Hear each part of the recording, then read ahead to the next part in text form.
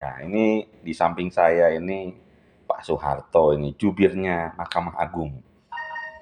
Nah, Bapak kenapa sih ada kesan itu bener nggak sih hakim-hakim itu tertutup ya Pak ya? Apa namanya kayak introvert gitu. Itu emang karena tuntutan tugas atau karena apa sih Pak?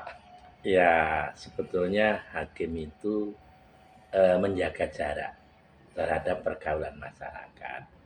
Itu tak lain dan tak bukan karena hakim menjaga etika dalam arti untuk menghindari konflik of interest.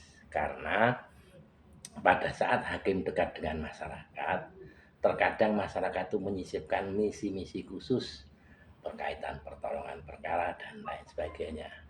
Makanya bagi hakim itu ada anekdot. Hmm. Hakim itu dijauhi sanak saudara, dijauhi tetangga, kalau meninggal yang melayat kurang banyak. Itu Itu disadari para hakim itu Pak? disadari. Kita menjaga jarak senantiasa agar kita tetap imparsial, tetap independen. Hmm. Karena hakim itu paling takut kalau berhutang budi. Kalau Hmm. kredit BRI enggak takut ya. Terus kalau ada istilah dulu hakim itu apa istilahnya menembak di atas kuda itu karena apa stigma atau apa sih kan maksudnya Pak? Sebetulnya istilah menembak di atas kuda itu istilah yang lazim. Hakim sudah memutus sesuai dengan hukumnya, tetapi karena butanya informasi para pihak, Hmm. informasi itu dijual oleh para aventurir Hmm. dengan cara menjual informasi seakan-akan dialah yang paling menentukan putusan itu. Padahal putusan itu ada dengan sendirinya dan sesuai dengan hukumnya. Ini yang yang lazim terjadi adalah begitu. Artinya sebenarnya masyarakat kalau mau tahu kasus-kasusnya sudah terpublikasi atau transparan ya Pak ya di. Sangat transparan. Di pengadilan tingkat bawah itu ada SIPP atau Sistem Informasi Penelusuran Perkara atau bahasa lainnya disebut Case Tracking System. Nah, khusus di Mahkamah Agung itu ada SIAP, Sistem Informasi Administrasi Perkara. Jadi semua para pihak memang ini disediakan untuk publik, untuk informasi publik.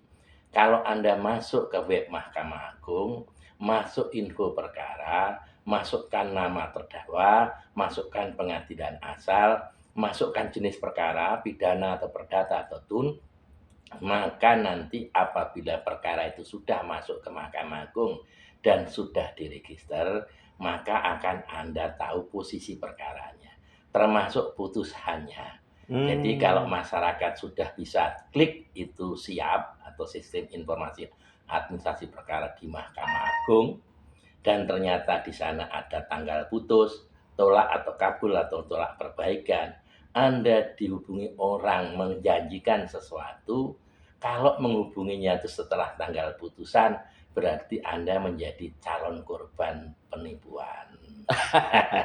Terus kalau yang katanya ada rencana bahkan kasus live itu ada rencana atau emang wacana sih Pak? Regulasinya sudah disiapkan, Oh. sudah di forum pimpinan, memang ada keinginan Mahkamah Agung bahwa untuk perkara masih diputuskan apakah nanti perkara tertentu apa semua perkara, Mhm. sidangnya mungkin live atau live streaming, tetapi karena hakim itu di sini itu muscap, mus itu musyawarah, cap itu pengucapan. Nah, musyawarah itu baik undang-undang harus rahasia, pengucapan itu baik undang-undang harus terbuka untuk umum. Nah, karena ini dua tindakan, kita masih mengatur bagaimana antara tanggal musyawarah dengan tanggal pengucapan sedekat mungkin supaya tidak ada kebocoran-kebocoran yang nanti bisa diperjualbelikan.